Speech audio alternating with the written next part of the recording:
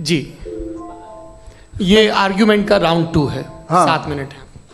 पहले तो मैं आपसे अर्ज करूं कि आपने कहा कि जब कायनात ही नहीं थी तो वक्त भी नहीं था, कुछ भी नहीं था। कैसे नहीं था? खुदा था, एक एग्जिस्टेंस तो था ना खुदा का। तो जब खुदा था तो वक्त भी होगा। ऐसा नहीं है कि कुछ भी नहीं था, खुदा था। अच्छा, बाकी ये कि आपने कहा साहब आप साबित कीजिए, आपके पास भी लॉजिक है, मेरे पास भी लॉजिक है। आप मेरा जिम्मेदारी नहीं है साबित करना कि खुदा है। बर्टन रसल ने बड़ी अच्छी बात कही। बर्टन रसल ने बड़ी अच्छी बात कही। मैं आपसे अगर ये दावा करूं कि एक चाय की केतली मरीख के चारों तरफ घूम रही है, मार्स के चारों तरफ, तो ये आपका काम नहीं है कि आप साबित करें कि कोई चाय की केतली नहीं है। ये मेरा काम है, मैंने दावा किया है। ये दावा तो मजहबी लोग करते हैं कि खुदा है। मैं क्यों साबित करूं कि नहीं है? जब तक आप मुझे कन्विंस नहीं कर देंगे मैं नहीं मानूंगा। आपकी जिम्मेदारी है, मेरी जिम्मेदारी नहीं है।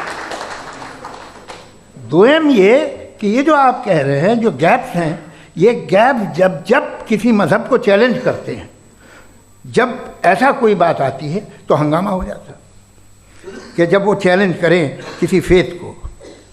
ये तमाम साइंस जो है इसे मुख्तलिफ जगहों पे मुख्तलिफ वक्तों में मज़हब ने रोकने की कोशिश की है। ये किताब है religion and science, Burton Russell की, पढ़िएगा, अच्छी लगेगी आपको। तारीख़ ही है साइंस, मज़हब की साइंस से उसका यही रिश्ता है। अच्छा, अब ये हम सोचें कि बहरहाल ये वजूद जो है मज़हब और ये बिलीव इन गॉड इंसान को बेहतर बना देता है। तो एक काम कीजिए, हिंदुस्तान वर्ल्ड का नक्शा लीजिए और मार्क कीजिए कि रिलीजन कहाँ कहाँ ज़्यादा है, कहाँ कहाँ, चाहे वो लैटिन अमेरिका हो या मिडल ईस्ट हो या फार ईस्ट हो या हिंदुस्तान के वो इलाके जहाँ मजहबियत ज़्यादा है। रख दीजिए नक्शा अलग। अब दूसरा नक्शा कि कहाँ कहाँ नाइंसाफ़ी, रिप्रेशन, औरतों के हुकूक की पामाली, जुल्म, डिक्टेटरशिप कहाँ है। नक्शा एक ही होगा। तो आप मुझे बताएं कि जो इसका तरकीब इस्तेमाल क्या है, खुदा का तरकीब इस्तेमाल तो बताइए। आप छोटी सी दवा सड़क पे बेचते हैं, उसकी भी तरकीब इस्तेमाल बताते हैं। इसके इस्तेमाल से तो फ़ायदा नहीं हुआ किसी को।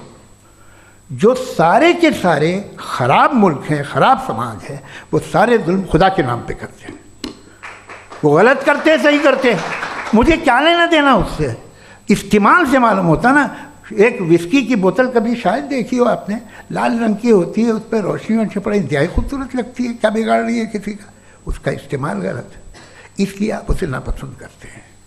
इसका इस्तेमाल गलत है, इस तसव्वुर का इस्तेमाल ही गलत है और हमेशा से गलत हुआ है।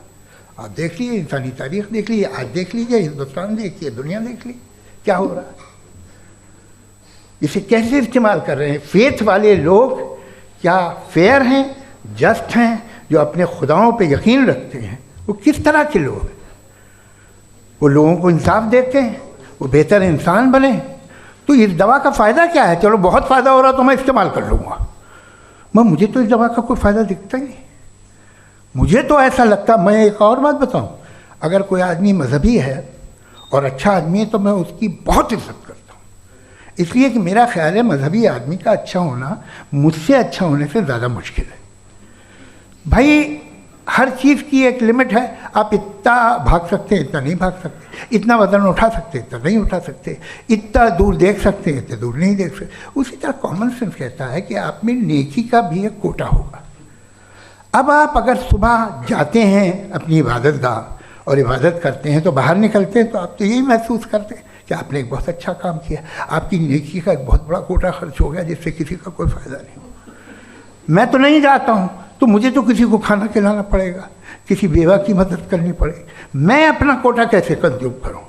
आप अपना कोटा सारे मजहबी लोग इंतहाई यूजलेस कामों में यूज़ करते हैं। उसके बाद भी अगर आप में बच्ची है थोड़ी सी शराफत तो भाई वाह क्या बात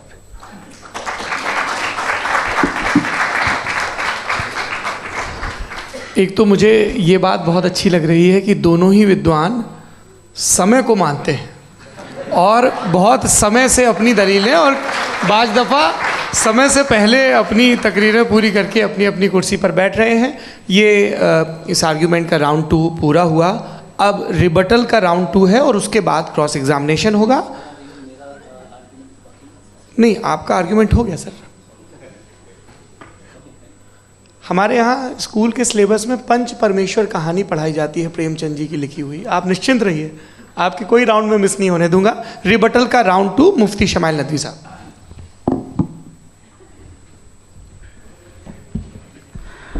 असल में जो हकीकी प्रॉब्लम है, असल प्रॉब्लम है वो ये है कि जावेद साहब के पास कॉन्सेप्ट ऑफ गॉड क्लियर नहीं है। इन्होंने कहा कि कायनात से पहले खुदा तो था, तब भी तो टाइम होगा। ये टाइम कायनात का हिस्सा है। हम खुदा, उस खुदा को मानते हैं, नेसेसरी बीइंग का टाइमलेस होना ज़रूरी है, चूँकि वो टाइम का क्रिएटर है। जब उसने टाइम को क्रिएट किया तो वो खुद टाइम पे कैसे होगा? उसने जब स्पेस को क्रिएट किया तो खुद स्पेस में कैसे होगा? अगर वो टाइम एंड स्पेस को पहले से ही उसका पाबंद है तो फिर किस चीज़ को उसने क्रिएट किया? लिहाजा ये सवाल गलत है कि खुदा था तो टाइम होगा। बिल्कुल नहीं, टाइम के पाबंद हम है, खुदा नहीं है। हम फिजिकल वर्ल्ड से ताल्लुक़ रखते हैं, वो मेटाफिजिकल रियलिटी है।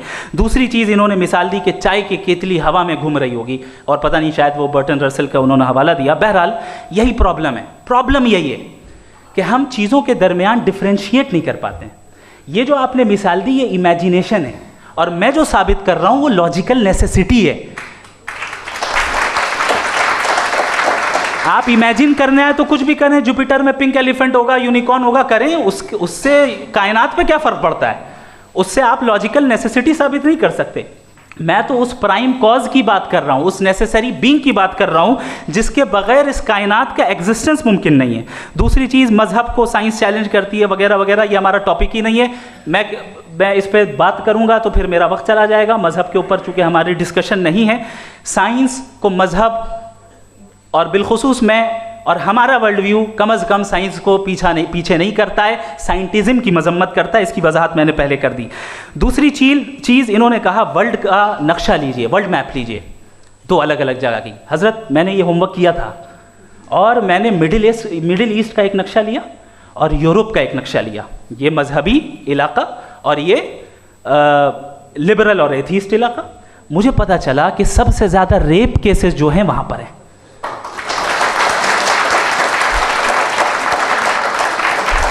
मुझे ये पता चला यूएन की रिपोर्ट के मुताबिक, मैं ये अपने घर से नहीं लेके आ रहा, कि जो वर्किंग वुमेन है यूरोपियन कंट्रीज में, उसमें 81% वुमेन सेक्सुअल हैरेसमेंट का वर्क में शुमार हो रही है। ये मिडिल ईस्ट में नहीं हो रहा है, वो मजहबी लोग हैं इसलिए नहीं हो रहा है। दूसरी चीज़, आपने ये कहा कि मजहबी आदमी का अच्छा होना हमारे अच्छे होने से बहुत मुश्किल है, बहुत मुश्किल है। तो इसका मतलब यह है कि गॉड के अलावा आपके पास अच्छे और बुरे का कोई स्टैंडर्ड है। मैं चाहूँगा कि कन्वर्सेशनल स्टाइल वाली डिस्कशन और सेगमेंट पे इसी पे बात कर लेते हैं। Thank you very much.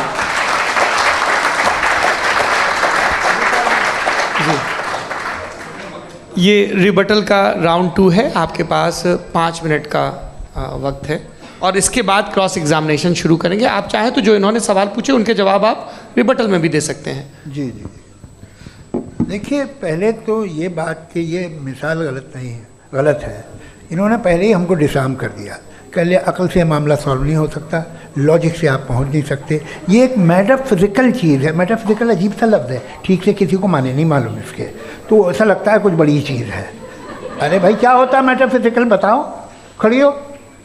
ये एक लफ्ज़ है जो कहीं भी इस्तेमाल हो जाता है।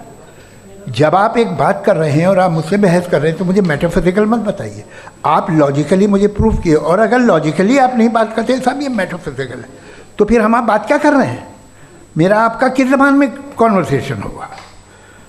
और ये कहना कि वक्त पहले नहीं था, तो फिर क्यों कहते हैं ये हमेशा से और हमेशा रहेगा? हमेशा वक्त है, तो आप कैसे कहते हैं वो हमेशा से है और हमेशा रहेगा? हमेशा का मतलब है कोई वक्त। अगर वक्त ही नहीं है तो हमेशा कैसे? बाहर वो रहेगा। अब मैं ये देखता हूँ, आपने कहा ना कि वहाँ रेप ज़्यादा होते हैं, तो हम एक बात देखते हैं कि ये दुनिया जिस पे वो कादर मुतलक है, जिसकी मर्ज़ी के बगैर पत्ता भी नहीं हिलता, ओमनीपोटेंट है, ये दुनिया चल कैसे रही है? और इस दुनिया का हाल क्या है? 45,000 बच्चे जो 10 साल की उम्र से कम थे वो गाज़ा में मरे।